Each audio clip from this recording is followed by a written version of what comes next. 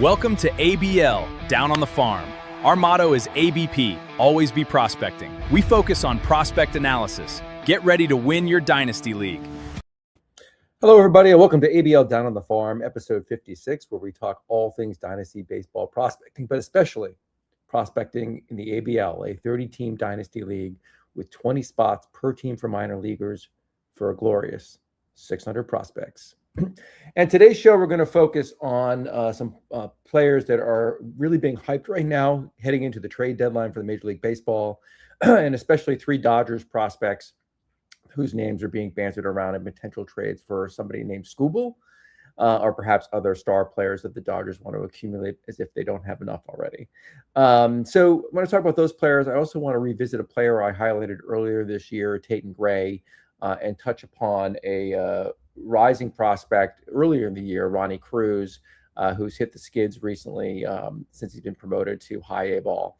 But we'll talk about all those things. The theme of the show also is going to be how to utilize Baseball America's updated prospect gradings and rankings in evaluating prospects for trade decisions, because a lot of leagues are approaching trade deadlines.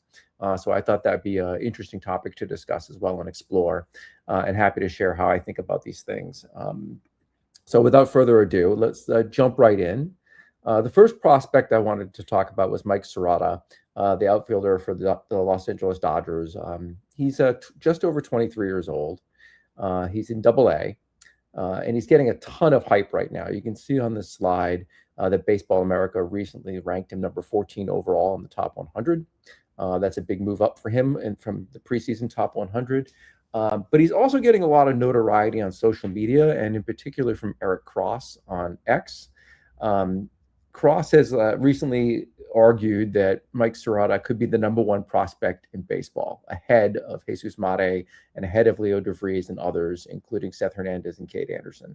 That is insane, and I'm going to talk about why. But the point of highlighting that is that Serrata is getting a lot of social media attention, and he's a hot prospect right now in a lot of people's eyes. Cross has also said that if you don't have Serrata ranked in your top 10, you're sleeping on him. So I suppose that means Baseball America is sleeping on him as well. Suffice it to say, I don't agree with Cross's analysis here. But let me explain why. So Serrata is a perfectly fine prospect. I just don't think he's worth the hype that we're seeing right now. He has a chance to be a solid major league hitter and a contributor, maybe even more than that. But is he the type of guy who should be getting this much fanfare heading into the season, end of the season? I don't think so. As a college player, he was drafted by the Reds in the 3rd round, so was not considered by Major League Baseball to be a 1st or 2nd round talent, despite the fact that he played, in college baseball, and everybody got a chance to see him and scout him very extensively. He gets traded to the Dodgers. He starts his career in A ball, which is a not exciting assignment for a college hitter. Plays part of the season there, gets elevated to high A ball. Does well at both levels, which is not surprising because he's playing against much younger competition. He's a fully formed, developed college hitter playing against a lot of high school kids or people just over from the CPX, right? So he dominates, does well. His stats look good. Starts this year again in high A. So the Dodgers had him repeat the level, all right, to start the season, and have now elevated him to Double-A, where he has 227 plate appearances. All of that is to say that Serrata, his entire minor league career, has been, generally speaking, beating up on younger pitchers. He has not faced consistently guys who are more advanced at his age level. He's starting to face Double-A pitching now, which does include college pitchers and really advanced high school pitchers. So he's starting to see that competition. But I think you need to take his numbers with a grain of salt, because he's the older guy, generally speaking, playing against younger players. You can see his slash line on the screen, very impressive. But again, not terribly surprising, given that he's been old for the competition his entire minor league career, and is just now kind of like getting his feet wet against same age competition. But for a player that is being touted as a like really top 20 prospect or even a top 10 prospect by some people. At 23 years old, you'd want to see him in AAA at this point, and he's not there. There's a reason he has been assigned to AA, and the Dodgers are taking it slow with him, bringing him along. And again, could be a very fine prospect, hitting, major league player one day. Not saying he won't be. I'm just not convinced that he is worth all of this hype that we're seeing. You can see his scouting grades on the left-hand side of the screen there. 55 hit, 50 power, 60 speed, 60 overall. I put in parentheses that Baseball America had him ranked 55 overall. Coming into the season, has now elevated him to 60, which is an all-star level grade. But you can notice that his actual skill tools, hit, power, and speed, have not changed at all. And that's something I keep an eye out for when Baseball America regrades and re-ranks players. I want to see if there's actually been a material difference in the actual skill grades that justify an increase in the overall grade. All that, in this instance, all that overall grade tells me is that Baseball America thinks the ceiling could be a little bit higher, but it's really not based on any kind of skill improvement. They're just seeing more of what they saw before, and so they're feeling comfortable elevating the overall ceiling grade. So not particularly impressive, regrading for me, all things considered. Again, these are good grades, right? I will note that his power grade at 50 is not, particularly eye-opening. It's not particularly exciting. It's an average power grade. For a guy at 6'2", 188, that's a frame where you would think you'd see more power. And it troubles me that a college player is not tapping into in-game power at a more impressive, grade. He's certainly hit home runs in the minors, again, against younger competition, generally speaking. So I think there's a big test for Sirota when he gets to AAA and as he goes further into the season in AA, particularly as players graduate from high A ball into AA. We see some of the more advanced prospects now at this time of the year get into AA ball where Sirota will be competing against them. Overall, I just think this is a guy that the Dodgers might very well feel comfortable dealing. I would not be surprised if he was the name included in a big trade as we approach the deadline, on August 2nd. But in fantasy circles, if I was holding Mike Sirota at this point, I would certainly be looking to trade him because I think you could get a lot of value for him and potentially players that have a higher ceiling ultimately than he has. You could even get a good major league player for him at this point of the season. So, once again, I'm not saying he's a bad prospect. I just think he's a sell high guy right now. And I wouldn't be surprised if the Dodgers sell high on him too. So let's talk about the next guy, Zaire Hope, another Dodgers prospect, another perfectly nice prospect, who I think is also a little bit overvalued. Baseball America has him ranked 55 in the top 100. But when you dig a little bit underneath the hood here, there's some warning signs. He's 21 and a half years old. He's in AA, so that's a good age for level. Unlike, Sirota, who we just saw, who's 23. This is much better and much more impressive. But I'm not particularly excited about this frame he has, 5'10", 193, particularly when a guy's calling card is his power. I do have questions about whether he'll be able to consistently produce power at that frame. He might be able to. But that is a red flag for him. He's a little bit smaller than your traditional 6'2", 180, 200 pound power hitter. So a little bit of a flag. What really is the flag here is his hit tool, 40. And you can see that Baseball America did not upgrade him in any way on any of his grades. 40 hit, 60 power, 55 speed, 55 overall, which means he could be an occasional all-star, according to Baseball America, but we're talking a guy with a 40 hit tool. You can see his 24.9% strikeout rate on the other side. That's a red flag. Baseball America has not been particularly impressed with his hit tool, despite the slash line you see there, which is quite impressive, as a surface stat. So this is a guy who projects as, a 230, 240 hitter, maybe 225 hitter with power. He's going to have to really improve his hit tool grade. He's already 21 and a half years old. Will he get there? Will he improve the swing and miss issues? Will he improve his walk to strikeout ratio to get that batting average and his on base percentage up to make him a true occasional all-star, as opposed to a guy who's going to hit for some power and probably hit 7th in the lineup? It's another dude who I think I would not be surprised at all to see the Dodgers move, because I don't really think he's as valuable as the hype is around him. He was recently just moved, I think, if I recall correctly, in the ABL, which I wasn't surprised to see either. So, another Dodger prospect who gets hyped a lot. Dodger prospects in general get hyped a lot, and I'm always a little skittish about buying into some of their guys, because I think they just get their warts get overlooked by the industry and by a lot of fantasy owners. And Hope's one of those guys who's perfectly fine to own in my view, but doesn't really move the needle for me for the reasons I just stated. So let's talk about the next guy on the slide deck, who's another Dodger prospect, Emil Morales. He's a shortstop. He's at high A right now at just over 19 years old. And this is a guy I'm actually excited about, despite some warts that he does have, which we'll talk about. So Morales, I've got a lot of shares of him, as does Tom from ABL, who's I'm in a lot of leagues with, and where I don't have Morales in a league, Tom has him usually. Baseball America has him ranked 37 overall in the top 100. So, above Hope, but behind Sirota.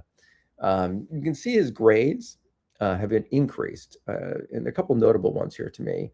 His speed went from a 40 to 50. That's a big improvement, in a grade, because it now takes him as a shortstop from a guy who's going to be not scoring a lot of runs, not generating as many extra base hits because he lacks the speed to stretch singles into doubles, doubles into triples, into a guy who may start improving in those areas and actually deliver greater value. Could chip in a handful of stolen bases as well from a fantasy perspective. But his real, selling, card is his 60 grade power. He's got a great frame for that, 6'3", 191. So I have a lot more confidence than perhaps Zaire Hope that this guy's actually going to deliver on the power grade when he gets to the major leagues. He has a 50 hit tool grade. Now I have some questions about that. You can see his walk to strikeout ratio, 10.2% walk rate. That's like borderline. You want it at least at 10% in my view. His 26.3% strikeout rate is pretty consistent with his minor league statistics across the board. That's slightly elevated, more than I'd like to see. Particularly the ratio of walk to strikeouts is something I'd like to see improve.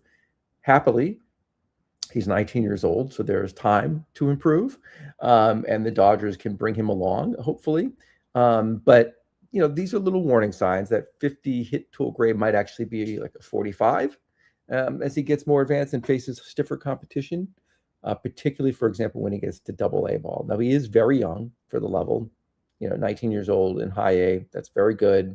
If he gets elevated to AA this season, which is possible, though probably unlikely, he would be the only fourth 19-year-old in AA this season.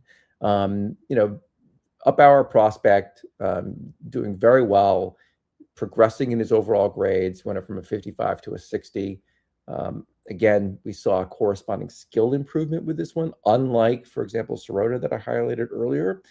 So I'm a little bit more interested in that upgrade in the overall grade from Baseball America. But really interesting guy. This is the Dodger prospect I would be least likely to trade out of the three. I'd actually be looking to acquire him if I could, but I think the price is going to be pretty high in fantasy right now. And if I was a Major League Baseball team, this is the guy out of those three that I'd be targeting because he's got enough runway ahead of him to be developed into a better player. He's got a more exciting kind of overall package of skills, and he's been relatively young for the level at every stage. So I really like this guy, Emil Morales. He also plays a premium position at shortstop. He could stick there at shortstop, but even if he moves to second base or to the outfield, there's a lot of value in here. And as I've talked about throughout the season and in the prospect handbook that I publish, shortstops tend to be the best athletes on the field, along with center fielders, and thereby they have a lot more paths to playing time in the major leagues because they're more readily switched to a different position. And so for Morales, there's a lot of pathways to the majors. Really exciting prospect. Would not be surprised to see the Dodgers hold him or really like only trade him if they get premium talent in return. So that's Emil Morales. He's my favorite of these three Dodgers prospects that we've talked about, in case that wasn't evident from my commentary. And let's talk about the next guy, who's one of my favorites. It's Tatum Gray, who I've talked about on the show before this season. Early in the year, I highlighted that he was a guy that I was targeting late in drafts or off the waiver wire. In ABL, I was actually able to pick him up post-draft off the waiver wire for $1. He has since exploded early in the season and became a darling pickup, hot pickup.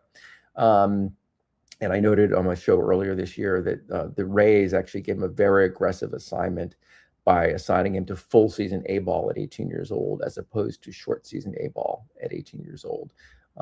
Huge frame, 6'4", 220, a lot of power upside. And so I want to play a clip from my earlier show talking about Tatum Gray, because it highlights, where Baseball America and Baseball HQ were in grading him preseason, and I want to talk about how that's changed now.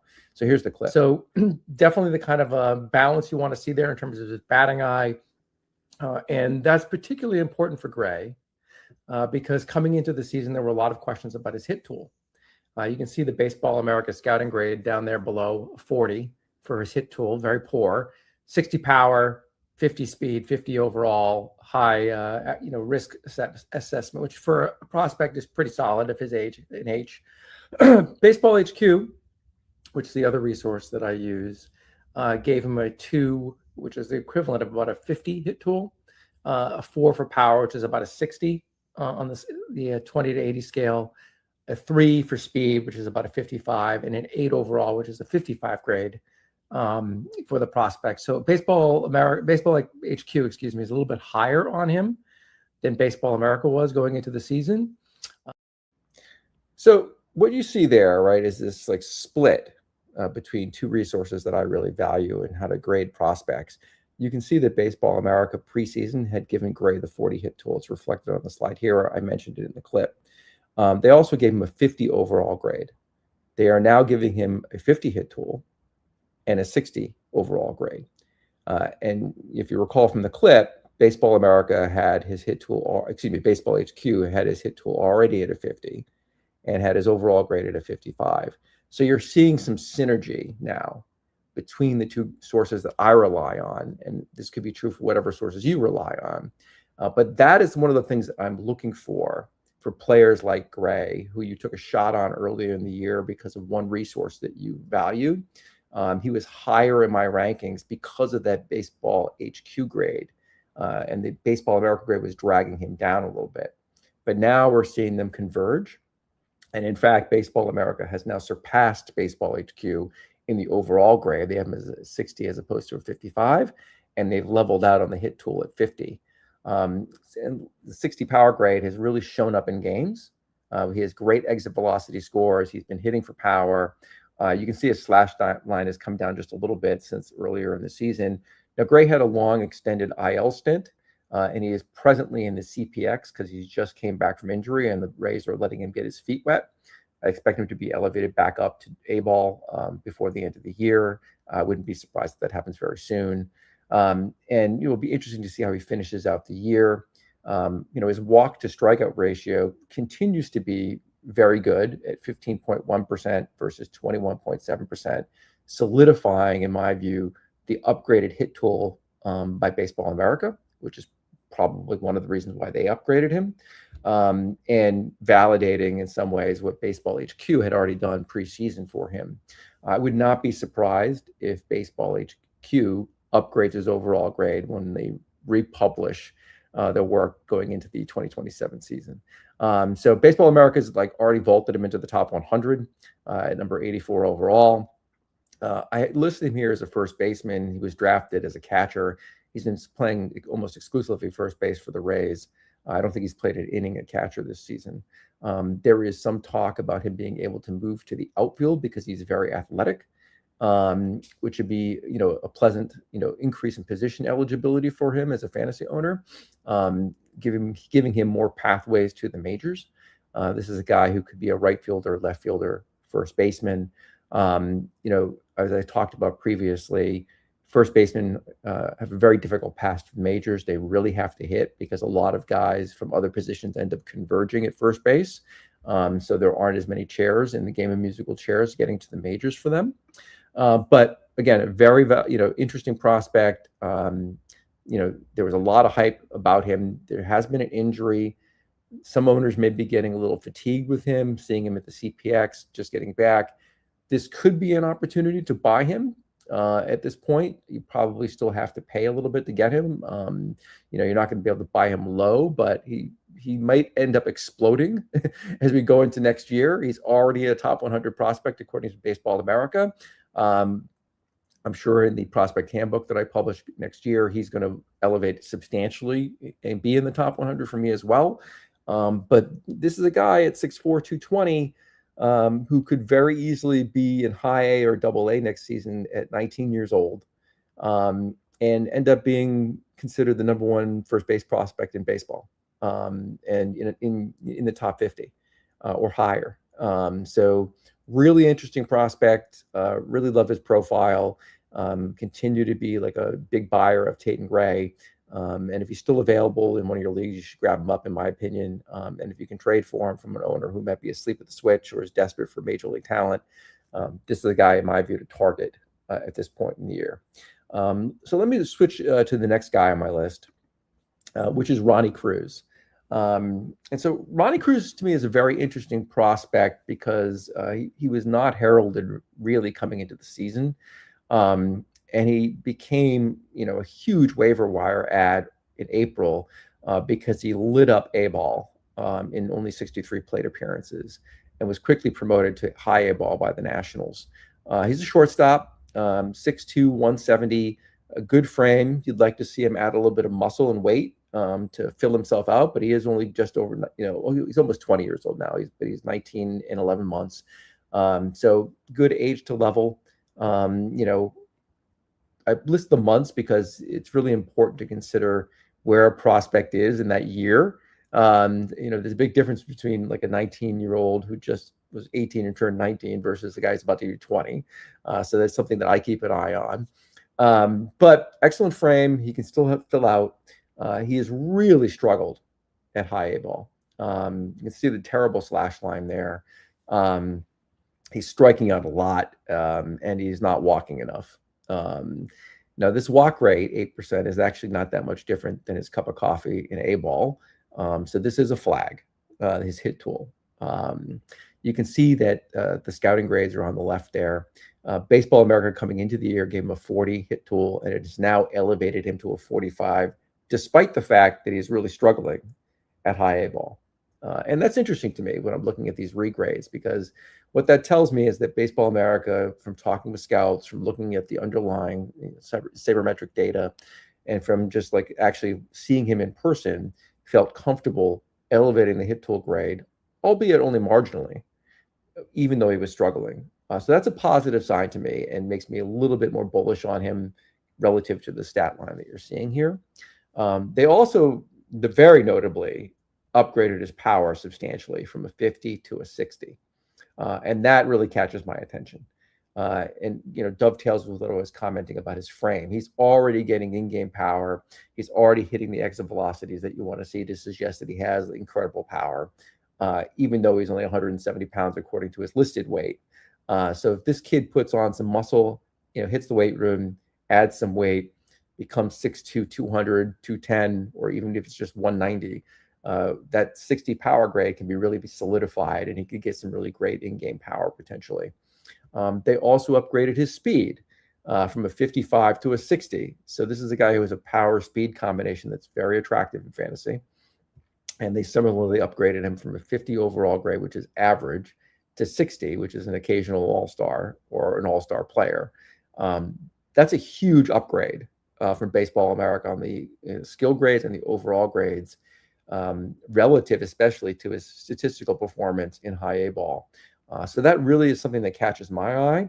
You can see they've also put him in the top 100 at number 86, which is an incredible vault up for Ronnie Cruz. And all this is a way to say that this is a guy who may be a really interesting buy low candidate right now. There were owners earlier this year who picked up Ronnie Cruz for $1 off of waiver wires. So the acquisition cost for them was nothing, right? Now they're looking at this stat line and they're saying, God, maybe he stinks, right? Maybe he's not the prospect that I was told he was going to be. And they may feel free to move him, right, at a lower cost than it would have cost you back in June, right?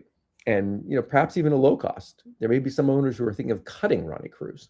So interesting buy low opportunity in my view. He's a guy I'd be looking to acquire, provided I didn't have to sell the farm for him or give up too much from a major league asset perspective. In other words, you have to be able to buy him low to execute the buy low strategy, right? But Cruz is a guy who could really pop even further if he can improve his hit tool. If that hit tool goes from a 45 to a 50, that power and speed game will really play. Again, he's at a premium position at shortstop. The reports that I've seen suggest that he will stick at shortstop or at least in the middle infield. So second base, shortstop, which gives him a lot of value, particularly given his power grade, because those positions historically are not ones that generate a lot of power. So Ronnie Cruz is a guy I really like. He's an interesting prospect to buy low on again. And the Nationals, are going to end up probably trading CJ Abrams pretty soon. So there's going to be there will be room in the major leagues for him eventually. He's probably a couple of years away from that. And there may be a stopgap put in for Abrams in the interim. The Nationals do have a number of other middle infielders coming up in their system as well. But definitely a guy who's still on my radar screen and be looking to acquire him. So don't be surprised if you hold Ronnie Cruz in one of my leagues and they come after you. So anyway, those are the guys that I wanted to talk about. Really interesting time of the year to see who gets moved to the trade deadline of these prospects. I'm sure we'll see a lot of action. But until then, I'm going to highlight the next episode, which I'm hoping to have Dylan back on the show to talk about some of the amazing app additions that he's put together for his fantasy baseball app. And we're going to talk about one of Tom's crushes and fades that he's certainly got right, who's like lighting the major leagues on fire right now with home runs. But until then, I wish you all a happy weekend. I'm going to end up watching Yuri Perez pitch today, which will be a special treat for me. And hope you enjoy the rest of your weekend. Talk to you next time. Remember to ABP. Always be prospecting.